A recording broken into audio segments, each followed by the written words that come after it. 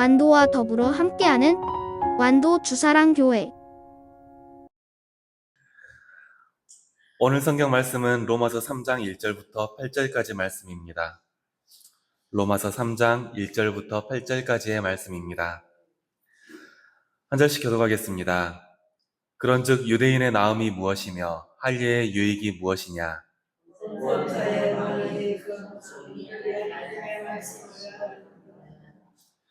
어떤 자들이 믿지 아니하였으면 어찌하리요? 그 믿지 아니함이 하나님의 미쁘심을 피하겠느냐?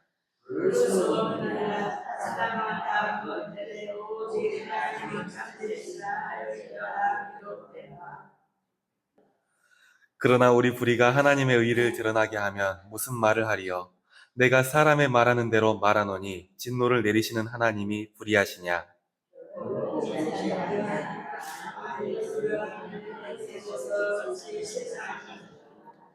그러나 나의 거짓말로 하나님의 참되심이 더 풍성하여 그 영광이 되었다면 어찌 내가 죄인처럼 심판을 받으리요?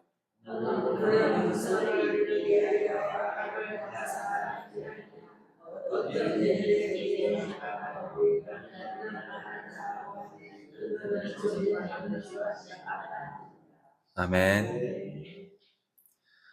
오늘도 주님의 말씀으로 하루를 시작하는 우리 성도님들께 주님께서 주시는 은혜가 더해지기를 소원합니다. 말씀을 읽다 보면 유대인들은 대체 왜 이러지? 이런 생각이 들 때가 많습니다. 그럴 수밖에 없는 게 구약에서는 하나님의 백성으로 부름을 받은 사람들이 하나님의 진노와 심판을 받는 장면을 보여주기 때문입니다. 신약에서도 마찬가지입니다. 신약에서도 예수님을 거부하는 유대인이나 예수님을 믿으면서도 율법으로 구원을 왜곡하는 유대인들의 모습을 우리에게 보여줍니다. 그러다 보니까 성경을 읽다 보면 이 사람들 대체 뭐지? 이런 생각이 들 때가 있습니다. 이런 생각은 현장에서 유대인들을 마주하는 바울도 마찬가지였던 것 같습니다. 바울은 로마 교회의 현장에서 이런 질문을 받았습니다. 당신이 자꾸 할례도 받고 율법을 중시하는 우리 유대인들과 이방인들이 차이가 없다라고 말을 하는데 정말 우리가 하나님의 백성인 우리가 이방인들인 저 사람들과 다른 것이 없습니까? 이런 질문을 했던 것 같습니다. 바울은 이 질문에 대해서 더 나은 것이 있다라고 말을 해줍니다. 오늘 말씀 1절과 2절 함께 읽겠습니다. 그런즉 유대인의 나음이 무엇이며 할례의 유익이 무엇이냐? 범사에 많으나 우사는 그들이 하나님의 말씀을 맡았음이니라. 아멘. 유대인들은 하나님의 말씀을 맡았다는 특권을 받았습니다. 이건 분명히 어떤 민족도 받지 못했던 특권이 맞습니다. 하지만 정작 유대인들이 이 말씀대로 살지를 못했습니다. 유대인들은 하나님과의 언약을 잘 지키면서 살아야 하는 언약 백성이었습니다. 하지만 하나님과의 언약을 온전히 이행하지 못하면서 살았던 겁니다. 그래서 바울의 눈으로 봤을 때 유대인들과 이방인들은 큰 차이가 없었습니다. 물론 그렇다고 해서 하나님께서 유대인들에게 주시는 은혜를 끊으신 적은 없었습니다. 설령 하나님의 백성이 하나님의 뜻대로 살지 못한다 할지라도 신실하신 하나님께서는 그 은혜를 빼앗기지 않으셨다는 겁니다. 오늘 말씀 3절과 4절 함께 읽겠습니다. 어떤 자들이 믿지 아니하였으면 어찌하리요? 그 믿지 아니함이 하나님의 미쁘심을 피하겠느냐? 그럴 수 없느니라. 사람은 다 거짓되되 오직 하나님은 참되시다 할지어다. 기록된 바 주께서 주의 말씀에 의롭다함을 얻으시고 판단 받으실 때에 이기려 하심이라 함과 같으니라. 아멘. 사람은 거짓될 수가 있습니다. 하지만 하나님은 참되신 분입니다. 설령 사람이 거짓으로 하나님의 뜻을 배반할지라도 하나님께서는 그 의로우신 말씀으로 언약을 이루어가고 계십니다. 이건 오늘을 사는 우리에게도 마찬가지입니다. 우리도 예수님을 믿으며 그 가르침대로 살아가야 되는 하나님의 백성입니다. 하지만 우리가 온전히 예수님의 가르침대로 살아가는 것, 이건 어렵기만 합니다. 우리 역시 온전한 하나님의 백성으로 살아가지 못하는 때가 많다는 것을 고백합니다. 하지만 그럼에도 하나님의 은혜는 우리에게서 끊어지지 않습니다.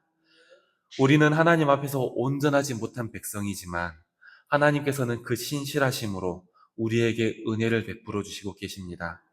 언제나 우리에게 신실한 은혜로 베푸시는 하나님, 이걸 꼭 확신하시기를 소원합니다. 그런데 이 하나님의 신실하신 은혜를 오해하는 사람들도 있었습니다. 그 사람들은 바울에게 이렇게 질문했습니다. 하나님 앞에서 온전하지 못한 사람들이라도 이 사람들이 은혜를 받고 있다면 오히려 이 사람들 때문에 하나님의 은혜가 더 드러나는 것 아닌가? 온전하지 못함에도 이 사람들에게 하나님의 자비하심이 보이는 것 아닌가? 그러면 이 사람들 때문에 하나님의 은혜가 더 돋보여야 하는 건데, 이 사람들 때문에 하나님의 은혜가 더 잘 드러나는 건데, 왜 이 사람들이 죄인이지? 왜 이 사람들이 아니, 심판을 받아야 하는 건가? 이렇게 묻는 겁니다. 하나님의 신실하신 은혜가 하나님 앞에서 온전하지 못한 사람들 때문에 더 드러날 수는 있습니다. 하지만 이 사람들이 착각하고 있는 것이 있었습니다. 하나님께서 베푸시는 은혜는 하나님 앞에 온전하지 못한 사람들을 돌이켜 세우는 은혜이지, 온전하지 못한 채로 괜찮다, 그래도 내가 사랑한다, 이렇게 덮으시는 은혜가 아니라는 사실입니다. 만약 하나님의 은혜를 잘못을 덮으며 나타나는 은혜로 생각한다면 그 말은 이렇게까지 발전하게 됩니다. 오늘 8절 말씀 함께 읽겠습니다. 또는 그러면 선을 이루기 위하여 악을 행하자 하지 않겠느냐? 어떤 이들이 이렇게 비방하여 우리가 이런 말을 한다고 하니 그들은 정죄받는 것이 마땅하니라. 아멘. 죄 때문에 하나님의 은혜가 더 돋보인다면 하나님의 은혜를 더 드러내기 위해 우리가 죄를 짓자, 이렇게 말을 하게 되는 겁니다. 바울은 이 생각에 대해서 단호하게 대답했습니다. 이 사람들은 정죄받는 것이 마땅하다라고요. 이 말씀 앞에서 우리도 돌아봐야 할 것입니다. 우리 역시 하나님의 은혜에 대해 착각을 할 때가 있기 때문입니다. 하나님은 사랑이시니까, 하나님은 내 마음을 다 아시니까, 우리도 이렇게 말을 하면서 우리의 죄를 합리화할 때가 있습니다. 우리가 죄를 지어놓고도 오히려 하나님께서 용서해 주신다라고 말을 하면서 우리 스스로 위로를 받을 때가 있습니다. 하지만 이건 은혜를 착각한 행동입니다. 하나님의 신실하신 은혜는 우리의 죄가 없다고 가리는 것에 있지 않습니다. 하나님의 신실하신 은혜를 고백하신다면 우리를 죄에서 돌이켜 다시 세우시는 하나님의 은혜를 고백하시기를 바랍니다. 우리가 죄를 지어도 된다, 이렇게 허락하는 허가증이 아닙니다. 우리를 죄에서 건져 생명의 길로 인도하시는 은혜라는 것을 잊지 마시기를 소원합니다. 하나님의 말씀은 언제나 참되고 하나님의 심판은 분명히 있습니다. 하나님의 신실하신 은혜는 우리에게 심판이 없다라고 말하는 은혜가 아닙니다.